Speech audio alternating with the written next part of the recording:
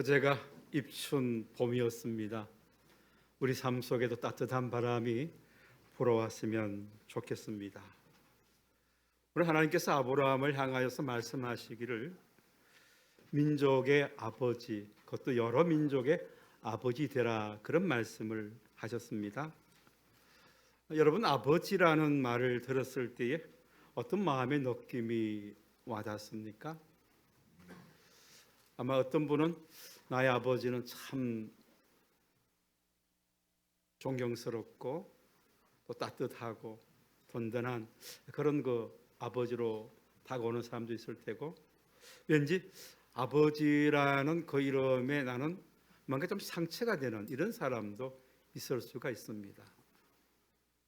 우리가 살아감에 있어서 이 아버지 상이라는 것이 상당히 중요한데, 아버지 상이 좋을수록 대인관계, 상하관계에서 굉장히 좋은 관계를 만들어갈 수 있다, 이렇게 심리학자들은 이야기하고 있습니다. 그래서 좋은 아버지를 둔 사람은 복이고, 또 내가 아버지 된 사람은 좋은 아버지로 계속해서 살아갈 수 있으면 더 좋겠습니다.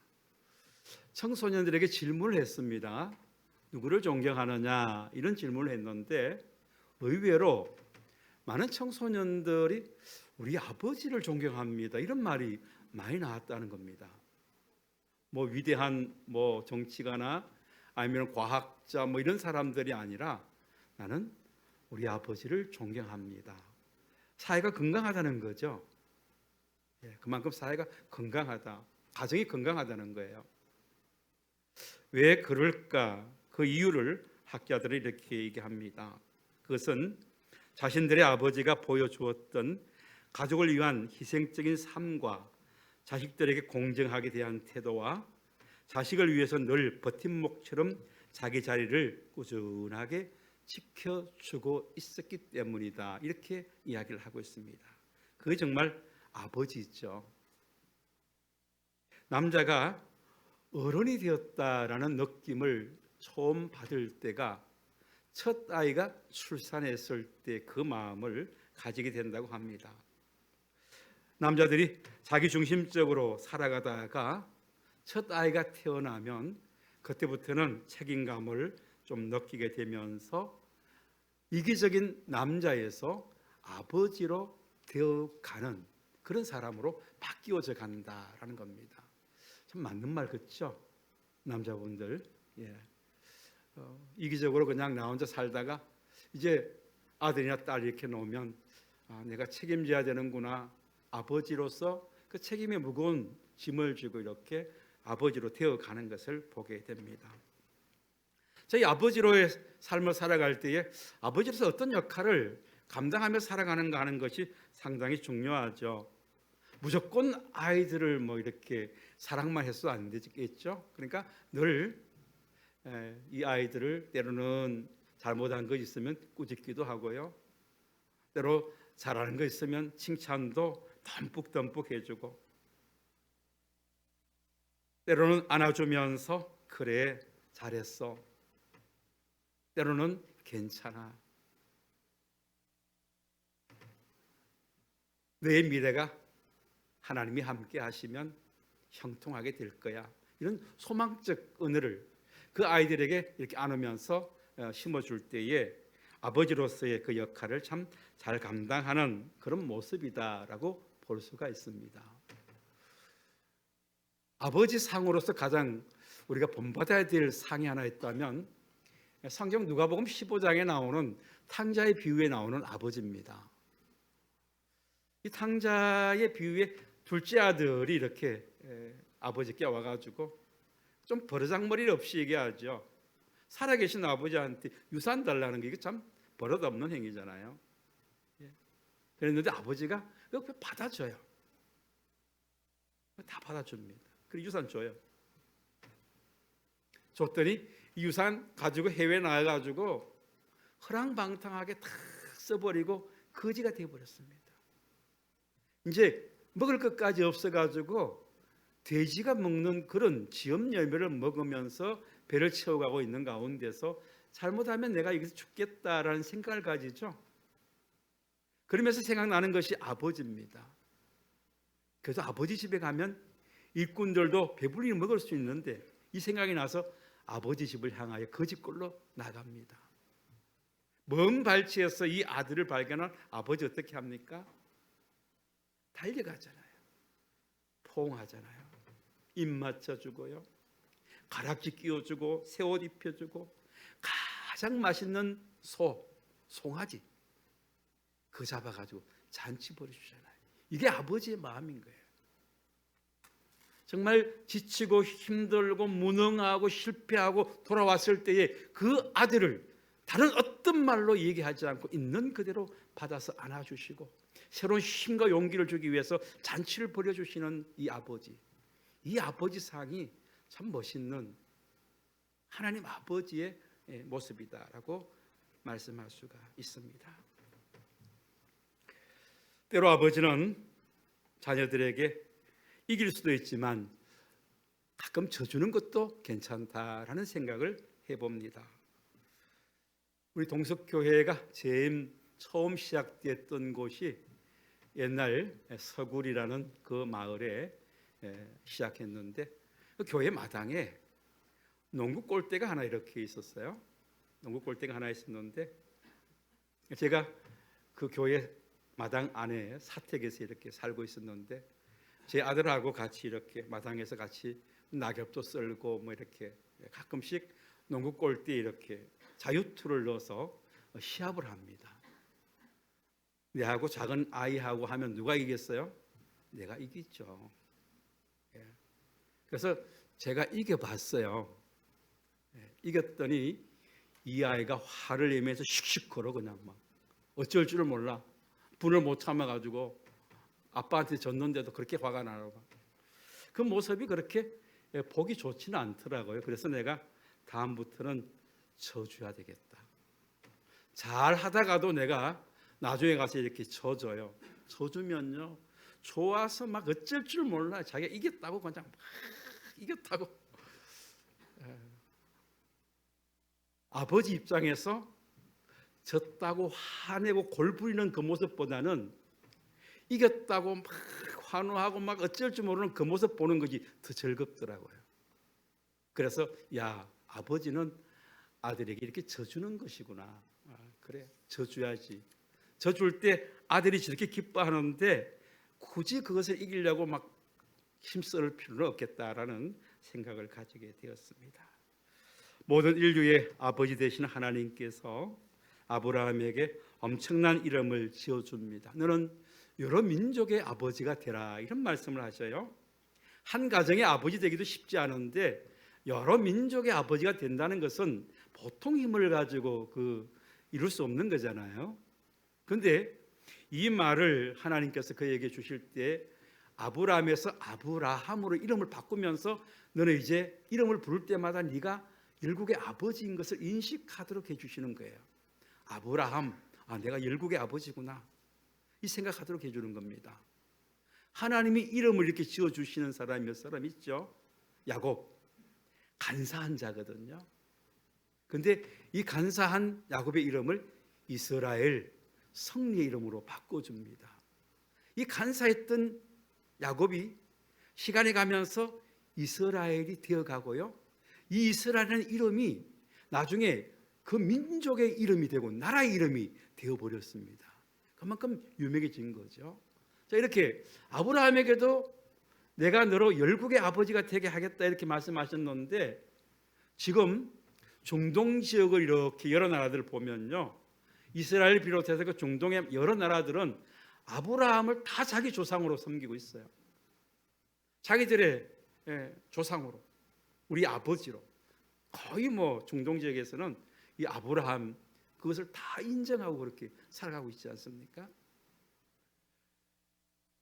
마태복음 1장 1절에 보면 아브라함과 다윗의 자손 예수 그리스도의 계보라 이렇게 시작됩니다. 신약이 예수 그리스도를 얘기하면서 예수 그리스도를 후손으로 또 그 하나님의 자녀된 모든 사람들의 그 윗조상이 누구냐? 아브라함과 다윗의 자손 예수 그리스도의 계보라 이렇게 나오잖아요. 그러니까 우리 모두 예수 그리스도 안에서 하나님의 자녀된 자들은 아브라함의 후손이다. 영적으로 이런 표현이거든요. 이렇게 볼 때에 이 아브라함이라는 한 사람이 하나님의 부르심을 받고 그랬을 때는 유약한 사람이었음에도 불구하고 시간이 가면서 하나님이 약속했던 그 약속을 마침내 이루어서 그런 위대한 아버지로 만들어 주셨던 겁니다. 이게 하나님의 능력이다 그렇게 봅니다. 역사적으로 보면 각 나라별로도 이 국부적인 사람들이 있었어요. 국부, 나라의 아버지 격인 이런 분들이 있습니다. 미국 같은 거 보면은 초대 대통령 조지 워싱턴이라든지 16회 에이브람 링컨 같은 이런 사람은 미국 사람들이 국부를 이렇게 여겨요.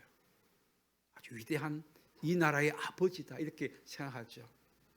인도 같은 경우도 보면요, 간디 같은 사람이 영국으로부터 이렇게 해방시키고 자유롭게 하지 않습니까? 간디를 인도의 국부로 이렇게 여깁니다.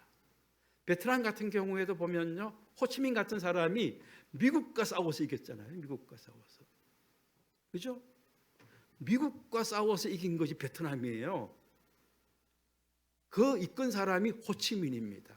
그래서 이렇게 베트남 지도 보면 위에 이렇게 되어 있고 쭉 이렇게 되어 있잖아요. 제일 위에 큰 거기에 그 도시 이름이 호치민이에요. 호치민. 그만큼 그들은 국부를 이렇게 여깁니다. 제가 선교여행 갔을 때에 베트남을 이렇게 쭉 한번 돌아보는데 한번 결혼식장에 가게 되었어요. 그런데 결혼식장에 이렇게 앞에 아름답게 이렇게 장식을 많이 하는데 얼음으로 조각상을 이렇게 만들었어요. 우리는 주로 뭐 독수리나 막 이런 거 이렇게 만들어 놓잖아요. 근데 거기 갔더니 호치민 상을 결혼식장에 거기에 조각으로 만들어 놨더라고요. 야, 그거 보면서 이 베트남 사람들 머릿속에는 호치민 하면 정말 우리나라의 아버지 이렇게 여기는구나. 그런 생각을 하게 되었어요. 나라마다 이런 국부 같은 인물이 있다는 것은 그 민족이 정말 축복받은 사람이라고 나라라고 봅니다. 그렇지 않아요? 우리 생애에 누군가 이렇게 존중히 여길 만한 사람이 한 분씩 있다는 것은 그건 복이죠. 나는 존경할 사람이 아무도 없다. 그거 뭐 자기 잘난 것 아니에요. 최소한 그래도 나는 존경하는 사람이 이런 사람이 있다. 이게 정말 유능한 사람이에요. 고대로부터 여러 분야에서 정말 그 각 분야의 아버지라 불리는 사람들이 있어요. 고대에서 한 3분 정도 이렇게 나오는데 철학의 아버지라고 하면 탈레스라는 사람을 철학의 아버지로 꼽습니다. 그의 명제 중에 하나가 만물의 근원은 물이다 이렇게 얘기했어요. 근원이라는 단어가 아르케라는 단어를 씁니다. 이 아르케는 처음, 시초, 원, 질 이런 뜻을 가지고 있습니다. 모든 시작된 그 근원이 뭐 식물이라든지 우리 사람이라든지 이런 것이 물에서부터 시작된다. 그 당시에는 이런 말이 뭐 어떻게 잘 이해가 됐는지 모르겠지만 오늘날 과학이 많이 발전된 가운데서 보면은 물로부터 시작되는 생명체들이 굉장히 많은 것을 우리가 너무나 잘 압니다. 화성 가서 달 가서 뭐 찾습니까? 물 찾잖아요. 물이 그만큼 중요한 건데 벌써 이미 탈레스라는 사람은 모든 근원이 물이다라고 이야기한 사람이 고대 사회에서. 그런데 그 사회에서 다른 사람들은 뭔 이야기하고 있었냐면 뭐 신화 이야기 이런 거 하고 있었어요. 신화 어느 신이 어떻고 뭐 이렇게 뭐 신화 이야기 이런 거 막 할 때 이 철학자는 만물의 근원이 뭘까 이런 생각을 했다는 거예요. 그러니까 사고의 전환을 한 거죠. 일반 사람들은 뭐 신화 이야기에 빠져 있을 때에 이 사람은 만물의 근원이 뭘까 이런 생각을 했는 사고의 전환을 일으킨 이런 사람이라고 볼 수가 있는 겁니다. 이게 참 중요하거든요. 그런 사람들이 다 위대하다 이렇게 칭찬을 듣습니다. 자, 이렇게 해가지고 만물의 근원이 물이다, 불이다, 원소다, 공기다 뭐 여러 가지 많은 학설들이 많이 나왔잖아요. 그럴 때 갑자기 소크라테스가 타영상 나타나가지고 하는 말이 위대한 말을 하죠. 너 자신을 알라, 이렇게 얘기했어요. 너 자신을 알라. 뭐 만물의 그늘이 뭐 어떻고 저떻고 이러기보다도 인간인 네 존재 자체 좀 알아라는 거예요. 네가 어떤 존재인지 너 자신부터 한번 생각해 보라는 거예요. 그래서 테스형으로 이렇게 불림 받는 거예요. 위대한 소크라테스가 되는 거예요. 사람들이 다른 거 생각하고 할 때 정말 새로운 발상을 일으켜서 사람들의 사고 자체를 완전히 바뀌게 하는 이런 논제를 끄집어내는 이런 사람들을 철학의 아버지라 이렇게 얘기합니다. 역사의 아버지라고 하면 헤로도토스를 얘기하는데 기원전 440년경에 역사라는 방대한 책을 씁니다. 동서양을 망라하는 이런 책을 9권 정도 써냅니다. 그게 BC 440년이니까 뭐 대단한 것 아닙니까? 그래서 그는 동서양과 페르시아의 전쟁 종결까지 방대한 책을 이렇게 썼는데 나중에 키케로라는 사람이 그의 이 역사서를 보면서 그에게 붙여준 이름이 그는 역사의 아버지다라는 이런 이름을 붙여줬던 것을 봅니다. 마지막 한 사람은 의학의 아버지 히포크라테스라고 볼 수 있습니다. 이 말은 우리가 잘 알 수 있을 것 같아요. 의사들이 의사 되기 전에 선서할 때 히포크라테스 선서를 하는데 요즘은 이제 제네바 선언이라고 해서 조금 변경이 되어서 이렇게 하고 있습니다. 히포크라테스가 왜 이렇게 의학의 아버지라고 말할 수 있는가 하면은 그 집안이 원래 의사 집안이고 또 이렇게 나중에는 이렇게 막 돌면서 이렇게 의사를 했는데 그가 환자들 돌보는 것도 참 잘 돌봤지만 그가 의사의 아버지라, 의학의 아버지라고 불리셨던 것은 의사로서 최소한의 이런 윤리적 가치관을 가지고 살아가야 된다라는 윤리를 강론했습니다. 그게 히포크라테스 선서 안의 주 내용이고 그것이 또 제네바 선언의 주 내용인 것을 보게 됩니다. 제가 이렇게 그것을 읽어보면서 참 우리에게 좀 생각을 깊게 할 수 있는 그런 선서다생에서 함께 생각해 보려고 합니다. 의사들이 이렇게 선서합니다. 나는 인류에 봉사하는데 내 일생을 바칠 것을 엄숙히 맹세한다. 의사들 정말 봉사 많이 하죠. 좋은 일 많이 하고 특히 외과 의사들 수술하고 하는 것 그 보통 일이 아니잖아요. 정말 존중이 여겨주죠. 그런데 다른 사람의 생명을 위해서 자기 일생을 바치겠다 이 선서하는 거죠. 나는 나의 스승에게 존경과 감사를 드리겠다. 의사들 군기 세요. 뭐 인턴, 레지던트 이 과정 보면요 군기가 엄청 셉니다. 그렇게 안 세도 정말 자발적으로 자기가 배운 그 스승에게 존경심을 가지겠다 이 말을 선서를 하고요. 그 다음에 양심과 위엄을 가지고 의료직을 수행하겠다. 양심적으로 정말 의사로서 살아가겠다. 환자의 건강의 최우선을 고려할 것이다. 내가 환자를 치료하는 가운데 비밀을 아는 그런 사람의 비밀은 사망 이후에도 누설하지 않겠다. 의사로서 내가 그 직책을 감당하면서 그 사람에 대한 어떠한 정보 같은 것을 다른 사람에게 누설하지 않겠다. 그리고 나의 능력이 허락하는 모든 방법을 동원해서 의료직의 명예와 위엄 있는 전통을 지키면서 네 동료를 형제자매로 여기겠다. 나는 환자를 위해서 내 의무를 다하는 데 있어서 나이, 질병, 장애, 교리, 인종, 성별, 국적, 정당, 종족, 성적 성향, 사회적 지위 이런 것 차별하지 않겠다.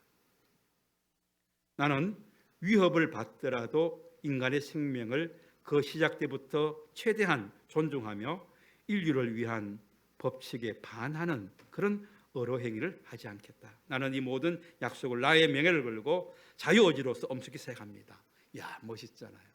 선서 내용은 굉장히 멋있어요. 이런 의사들이 많지 않은 것이 참 우리 사회가 안타까워하는 거죠.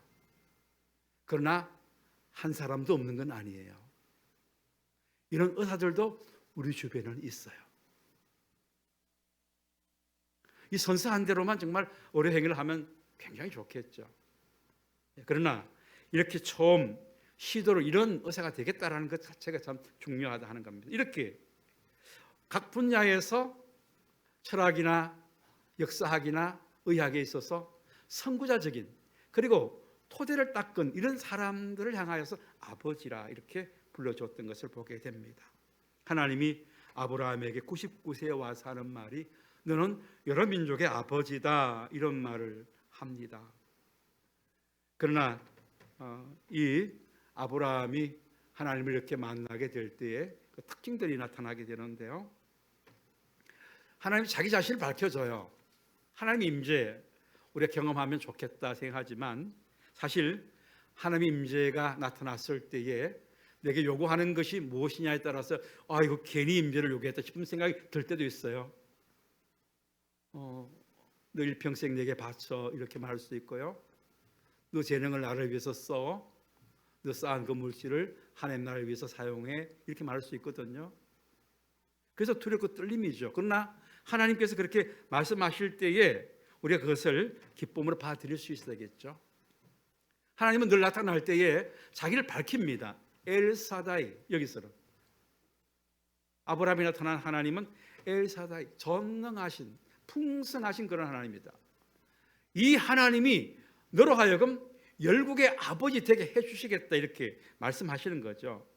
출애굽기 3장 14절에 모세에게 나타난 하나님은 야훼 하나님, 누구에 의해서가 아니라 스스로 계시는 분, 자존하시는 하나님, 그 하나님이 너와 함께해서 이스라엘 민족을 애굽에서 해방해서 가나안 땅 가도록 해줄게 이렇게 말씀하시거든요. 그 이름에서 하나님이 원하시는 것이 무엇인 것을 밝혀주고 있는 것을 보게 됩니다.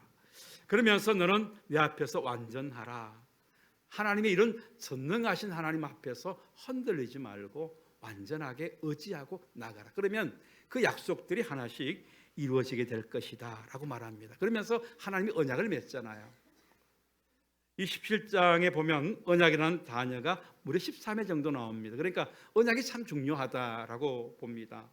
언약이라는 단어가 베리트라는 단어를 쓰는데 바라라는 단어에서 나온 파생어입니다. 끊다, 자르다, 생기다 이런 쪽에서 나온 단어인데 무슨 의미인가 하면은 하나님과 언약 맺을 때에 저들은 짐승을 잡아서 쪼갭니다. 잘라서 그 가운데로 지나가거든요. 그런 단어에서 이 언약이라는 말이 나옵니다. 그런데 성경에 나오는 대부분의 그 언약들은 언약의 주체가 하나님이십니다. 아브라함이 하나님께 하나님 저와 이렇게 언약 맺지요 이렇게 한 것이 아니라 하나님이 오셔서 너 나와 언약을 맺어야 돼 이렇게 강압적으로 이렇게 언약을 맺는 거예요. 만약에 아브라함이 하나님께 언약 맺어가지고 이렇게 지켜나가려고 했으면 여러 번 넘어지고 해서 그 언약이 파기되었을 거예요. 그러나 하나님이 그에게 언약을 맺고 하나님이 그를 이끌어가기 때문에 끝까지 그 언약이 유지되어 가는 겁니다. 아브라함이 어떻게 했든 간에 하나님이 하신 언약이기 때문에 하나님의 그 신실하심으로 그 언약을 계속 이끌어 간다는 겁니다. 아이들 손잡고 시장 가면 엄마가 잡고 가면 구경하다가도 엄마가 땡기면 오잖아요. 아이가 잡고 간다고 생각해 보세요. 좋은 거 있으면 살모시 놓고 막 거기 가서 그냥 놀다가 잊어버리게 되죠. 마찬가지예요. 우리의 신앙도 내가 하나님을 잡고 가는 것이 아니라 하나님이 나를 잡고 있다. 그 언약의 손으로 나를 붙들고 가기 때문에 우리의 믿음이 때로는 이렇게 넘어질 수도 있고 좌절할 수도 있고 그렇지만 그 신실하신 하나님의 손에 이끌려서 우리가 가기 때문에 그 언약의 성취 때까지 우리가 넉넉하게 이겨나갈 수 있게 되는 줄로 압니다. 이 언약들은 그 당사자뿐 아니라 그와 관계를 맺고 있는 모든 사람들, 노아와 언약을 맺을 때 노아의 가족과 모든 피조물들, 아브라함과 맺을 때는 그 후손들, 그러니까 이스라엘 민족들이 늘 얘기하죠. 아브라함과 이삭과 야곱의 하나님, 우리 조상들의 하나님 이런 이름을 부르잖아요. 그렇게 하나님께서 그들과 언약을 맺었던 그 하나님, 나의 하나님 이렇게 되거든요. 그래서 그 신실한 언약이 이렇게 계승되어 가는 그런 언약인 것을 우리에게 말씀해 주고 있습니다. 그 하나님이 말씀하시기를 너는 여러 민족의 아버지가 되라, 이런 말씀을 해 주십니다. 새 이름을 주신 거죠. 자, 이 말씀을 묵상하는 가운데 제 마음속에 성령이 이런 마음을 주셨어요. 하나님, 아브라함에게 와서 이름을 아브라함이라고 이렇게 붙여주시면서 열국의 아버지가 되게 해주신다고 했는데, 그러면 이 동석교회의 주님은 무엇을 원하십니까? 아브라함에게 열국의 아버지가 되게 해주신다고 했는데, 우리 교회에 이 동석교회를 통해서 하나님께서 원하시는 것은 무엇입니까? 그런 가운데 내 마음속에서 성령께서 말씀하시기를 이 지역에 본이 되는 교회가 되라. 본이 되는 교회, 모델이 되는 이런 교회가 되라. 모든 분야에서 예배와 교회의 질서와 또 선교와 이웃 섬기는 이 모든 일에 있어서 너희들이 본이 되어서 여러 교회들이 동석교회를 좀 본받으면 좋겠다라는 이런 교회가 되라, 그런 말씀을 내 마음속에 주셨어요. 저는 우리 교회가 그런 교회로 담대히 서 나갔으면 좋겠습니다. 자, 제가 간고 시간에도 말씀했습니다마는 사랑의 집짓기 사역팀에서 봉담에 개척 시작하는 사귀는 교회 이렇게 리모델링 이렇게 하러 가서 공사 어느 정도 마치고 오신 것을 보여주었습니다. 우리 허승희 장로님이 인테리어를 하시는 분인데 노회 사무실에서 전화가 와가지고 봉담에 이렇게 개척하는 교회가 있는데 장로님 가서 좀 이렇게 뭐 페인트칠 좀 해주면 좋겠다, 뭐 이렇게 해서 기본적인 것 좀 이렇게 해주면 좋겠다, 이렇게 해서 갔다 오셨어요. 근데 장로님에게 보고한 것은 아니고 그냥 제가 인사로 장로님 요즘은 어디 가서 일하셔요? 이렇게 물었더니 장로님이 그 얘기를 해요. 봉담에 한 개척교회 하는 데가 있는데 경제적으로 굉장히 어려운 것 같습니다. 그래서 내가 봐도 성전으로서 이렇게 공사해서는 안 되겠다 싶고 그저 그냥 페인트 칠만 슬쩍슬쩍 해놓고 그냥 대충 이렇게 막 하는 것 같고, 그 다음에 아예 강단 앞도 이렇게 만들 수 없는 이런 형편이고 공간이 한 50평 이렇게 되지만 그것을 가로막을 해서 이쪽에는 친교실, 이쪽에 목양실, 이쪽에는 예배실 할 수 있는 그런 이렇게 가로막할 수 있는 그런 여유가 없다고 하는 소리를 들었다라는 겁니다. 그 말을 듣는 가운데 하나님이 제 가운데 마음속에 동석교회가 해주면 좋겠다 이런 마음을 주셨어요. 동석교회가 그 교회 가서 좀 인테리어 좀 해주고 앞에 강단도 꾸며서 하나님 성전처럼 그렇게 만들어주고 칸막이도 이렇게 좀 내주고 그렇게 필요한 것을 좀 도와주면 좋겠다 이런 마음을 주셨어요. 그래서 지난 주간에 사랑의 집짓기 사역팀을 모았습니다. 우리 교회 이제 사랑의 집짓기 사역팀이 그런 일을 하는데요. 교회나 또 연약한 독거노인 이런 가정들 같이 이렇게 공사해주고 하는 겁니다. 그걸 모아서 쭉 설명을 해주니까 좋습니다. 그렇게 해주면 좋겠습니다. 그렇게 결정해서 한 주간 동안 이렇게 했는데 거의 공사가 마무리된 것 같습니다. 지역에 우리가 본이 되는 교회, 또 어떻게 보면 그 지역 사회의 아버지와 같은 교회 이렇게 되는 것 참 중요하다 그렇게 여겨집니다. 그것이 뭐겠어요? 바로 약한 교회들의 버팀목이 되어주는 거죠. 그들이 할 수 없는 그런 상황에 있을 때에 조금이라도 더 힘이 있는 교회가 그 교회에 가서 그들이 할 수 없는 그것을 해줌으로써 그 교회도 하나의 교회로서 이렇게 성장해 가도록 만들어주는 것이, 이것이 정말 교회의 역할이고 지역사회를 위한 참 아버지 되는 교회, 본이 되는 그러한 교회가 아니겠나 그렇게 싶습니다. 앞으로도 이와 같은 일은 계속 진행되어질 것이고 여러분 가운데도 그렇게 도움을 요청하는 사람이 있으면 이야기를 해주시면 우리가 그런 곳에 적극적으로 협력하고 나갈 것입니다. 동석교회가 이 지역에 본이 되고 아버지 같은 이런 교회로 든든히 서갈 수 있기를 바랍니다. 마지막 8절 말씀에 보시면 하나님이 언약을 하시면서 이 땅을 너에게 주겠다 이렇게 약속해 주셔요. 그런데 그 땅에 이미 다른 사람들 살고 있거든요. 그런데 이 땅 내게 주겠다 이렇게 했어요. 나중에 아브라함이 땅 산 거는 막벨라 굴 언사백 달아주고 샀는 것, 거기 실제적인 아브라함 땅이죠. 그런데 하나님이 넓은 것 가나안 땅을 다 보여주면서 이 땅 너희 땅 될 것이다 이렇게 얘기했어요.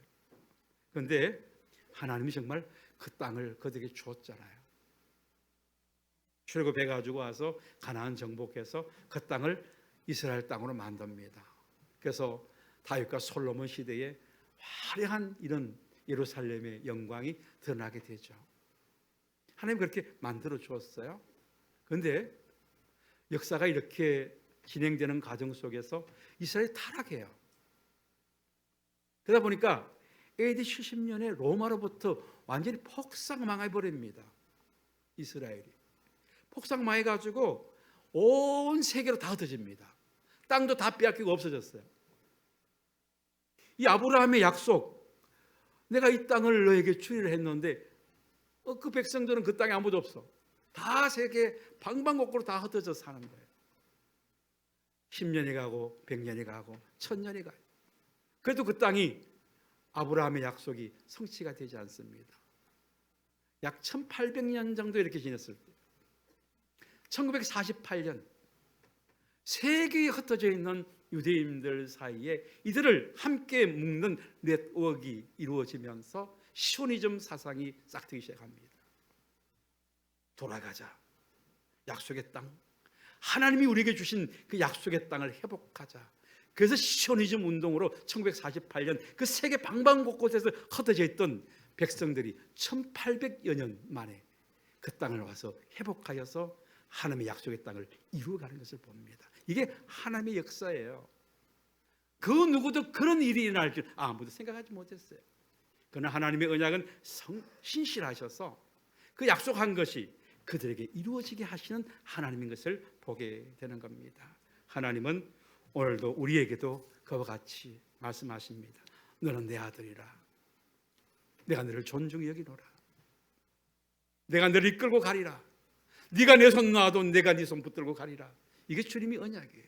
그 약속을 의지하고 험한 세상 살아갈 때에 하나님의 손에 이끌려서 담대히 살아가는 자들 될 수 있기를 바랍니다. 기도하겠습니다.